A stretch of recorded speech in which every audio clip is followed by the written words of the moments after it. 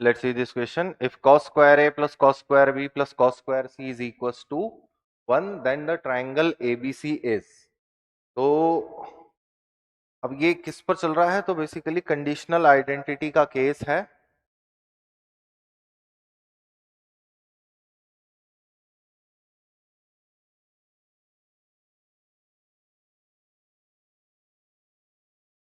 For triangle.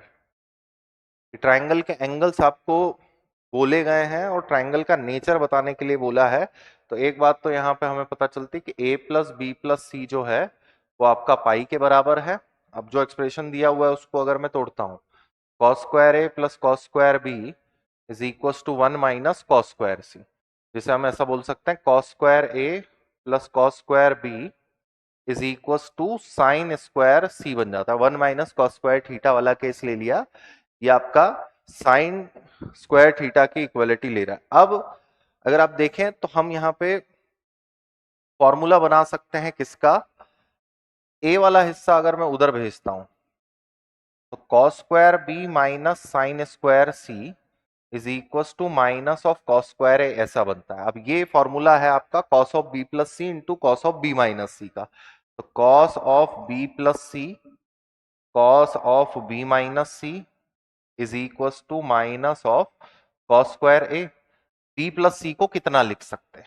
B plus सी की जो value है वो है पाई माइनस ए के बराबर, और पाई माइनस ए से ये ब्रेक होकर हो जाएगा माइनस का cos A into cos of B minus C minus of cos square A.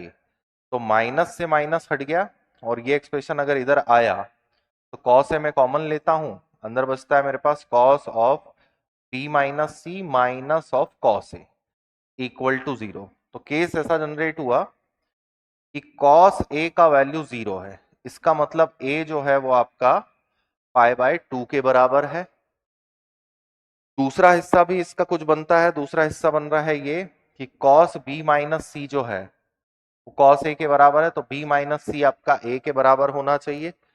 But ये कंडीशन जो है वो हमारी a प्लस सी की जगह पर आप रख देंगे कितना? a प्लस सी की जगह पे b रख सकते हैं. तो 3b इज इक्वल टू पाई हो जाएगा. b वाला एंगल भी मिल जाएगा, वो आ जाएगा आपके पास 60 डिग्री. लेकिन बाकी का केस तो हम सिर्फ इससे बता रहे हैं कि राइट एंगल पहले पता चल गया हमें, बाकी के एंगल्स निकालने के लिए तो कोई कंडीशन थी नहीं या बोली नहीं गई थी. तो बाकी के एंगल भी पूछे होते तो इस रिलेशन को भी वापस यूज कर लेते. a प्लस सी की जगह आप b रख दोगे तो यहाँ पे हो जाएगा आपके पास में a प्लस सी की जगह पे b, तो 2b इज इक्वल, तो दो दो एंगल आपके 90 डिग्री नहीं हो सकते.